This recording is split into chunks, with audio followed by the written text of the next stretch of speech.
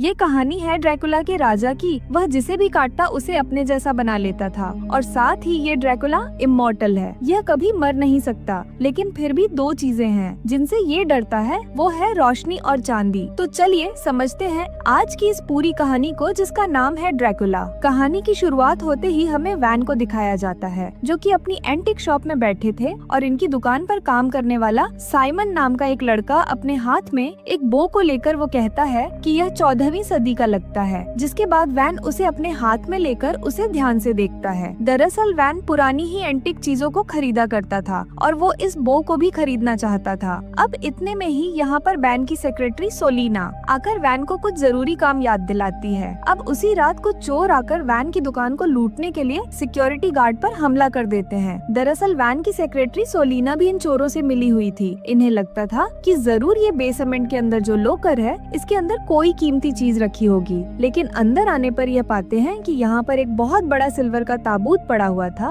अब इनमें से एक चोर जैसे ही उस ताबूत को खोलने की कोशिश करता है, दर्दनाक तरीके से उसकी जान चली जाती है। यह देखकर दूसरा चोर पीछे हटता है लेकिन वो भी मारा जाता है। दूसरी तरफ वैन को अपने ऑफिस में एक घंटी सुनाई देती है। वैन अपनी डेस्क में लगा एक बटन दबाता है और उसके सामने कई सारे हथियार खुलकर आ जाते हैं और यहाँ से वैन एक गन और एक सिल्वर की बुलेट लेता है। वहीं दूसरी तरफ पीटर और साही एक दीवार पर बम लगाकर उसे उड़ा देते हैं। ये दोनों यहाँ से भागने वाले थे कि तभी इनका लीडर मार्कस उठता है और कहता है कि जल्दी से ये ताबूत उठाओ। ये दोनों पीछे मुड़कर उसे बड़ी हैरानी से देखते हैं। अब थोड़ी देर के बाद यहाँ वैन भी आ जाता है लेकिन तब तक वो चोर उस ताबूत को लेकर इस दीवार से निकलकर भाग गए थे। अब अगले दिन साइमन फिर से वैन की शॉप में आता है जहाँ पर वैन उसे बताता है कि कल रात एक कीमती चीज यहाँ से चोरी हो गई है और मैं उसे ढूंढने के लिए ही देश से बाहर जा रहा हूँ। साइमन उससे पूछता है कि आखिर चोरी क्या हुआ है, लेकिन वैन उसे कुछ नहीं बताता, सिर्फ शॉप का ध्यान रखने के लिए कहकर चला जाता है। इसके बाद हमें एक प्लेन में पीटर और साही को दिखाया जाता है जो कि उस ताबूत को खोलने की कोशिश कर रहे थे। सोलिना उनके पास आकर कहती है कि ध्यान से यह ताबूत खराब नहीं होना चाहिए। यह कहकर वह चली जाती है और साही उसके पीछे जाता है। अब ताबूत के पास सिर्फ पीटर बचा था और इसे खोलने के चक्कर में उसका अंगूठा कट जाता है। पीटर को यहाँ बहुत गुस्सा आता है जबकि उसका वो खून ताबूत के अंदर चला जाता है और तभी अचानक से ताबूत के चारों तरफ से धुआं निकलना शुरू हो जाता है। पीटर डर के मारे उठ जाता है और ताबूत पर लगा एक क्रॉस घुमाता है जिसके बाद वो ताबूत खुल जाता है। ताबूत के अंदर बहुत सारा धुआं था जिसके अंदर कोई लेटा हुआ था और उसके ऊपर बहुत सारे कीड़े भी थे। पीटर उसे बड़ी ही ध्यान से देखता है और उसके सीने पर रखा क्रॉस उठा लेता है। पीटर को ये क्रॉस काफी कीमती लगता है। वो फिर से उस ताबूत को देखने लगता है और तभी अंदर पड़ा वह आदमी उसे पकड़ लेता है। वो आदमी खौफनाक था, उसके बड़े बड़े दांत थे। ये देखकर पीटर रोने लगता है। वो जोर से चीखता है। साही को भी पीटर के चीखने की आवाज आ गई थी। वो उसे देखने के लिए आता है लेकिन ताबूत के पास कोई नहीं था। साही धीरे धीरे ताबूत के पास आता है और अब वो जैसे ही ताबूत खोल कर देखता है उसके अंदर पीटर की लाश पड़ी थी। यह देखकर वो बहुत डर जाता है और तभी वो शैतान वो ड्रैकुला आकर उसे पकड़ लेता है। अब साही की चीख सोलिना और मार्कस भी सुन लेते हैं। तभी प्लेन का आगे का दरवाजा टूटता है और उनके सामने आता है वो ड्रैकुला यानी कि वैम्पायर्स का राजा। ड्रैकुला सोलिना को अपनी लाल आंखों से वश में करके उसे अपने पास बुलाता है। मार्कस सोलिना को रोकता भी है कि ऐसा मत करो, लेकिन वो ड्रैकुला सोलिना को पकड़कर उसका खून पी लेता है और यह देखकर मार्कस अपनी गन से ड्रैकुला पर गोलियां चलाता है लेकिन उस पर गोलियों का कोई असर नहीं होता।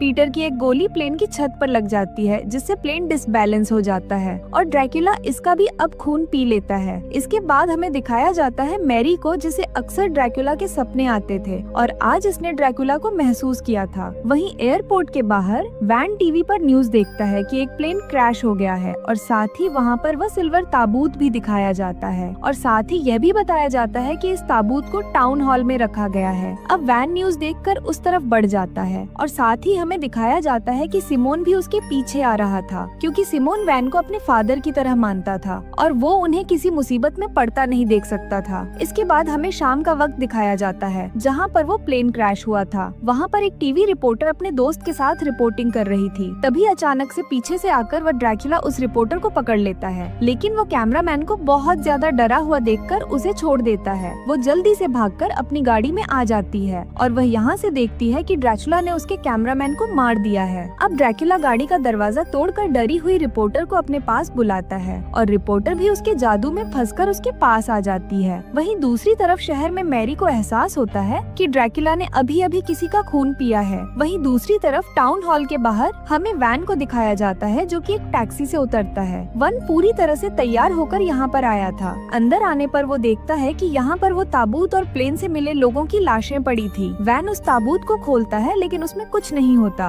और तभी यहाँ पर उसे एक आहट सुनाई देती है और जब वो देखता है तो पाता है कि साइमन उसके सामने है। वैन उसे डांटता है कि तुम यहाँ पर क्या करने आए हो? मैंने तुमसे कहा था ना कि तुम दुकान का ध्यान रखना। लेकिन साइमन कहता है कि मैं आपको अकेला नहीं छोड़ सकता। अब इसके बाद वैन यहाँ पर एक लाश को देखता है और वो उस पर हमला करने वाला होता है कि तभी साइमन उसे रोक देता है। यह बॉडी सोलिना की थी। वो यहाँ पर लंबी लंबी सांस लेती है और अचानक से उठ जाती है। सोलिना यहाँ पर वैन से कहती है कि तुम मेरा कुछ नहीं कर सकते और यह कहकर वो एक लंबी छलांग लगाकर यहाँ से भाग जाती है। इसके बाद पीटर इन पर हमला करने के लिए आता है लेकिन वैन सिल्वर गोली से उस पर हमला करके उसे मार देता है। वैन उस गन को साइमन को देता है और एक और गन अपने बैग से निकाल लेता है। वैन ऊपर जाता है और नीचे साइमन था। पीटर यहाँ पर एक बार फिर से आ जाता है और साइमन पर हमला करता है लेकिन इस बार साइमन उसे कई गोलियां मारता है। अब कुछ ही देर में हॉल में पुलिस आ जाती है जिस वजह से वैन और साइमन वहाँ से भाग जाते हैं। रास्ते में वैन उसे ड्रैकुला के बारे में बताता है कि बहुत साल पहले हमने एक खतरनाक ड्रैकुला को पकड़ा था और उसी दौरान उसका खून मेरे अंदर चला गया था और उसे मारने का भी कोई तरीका नहीं था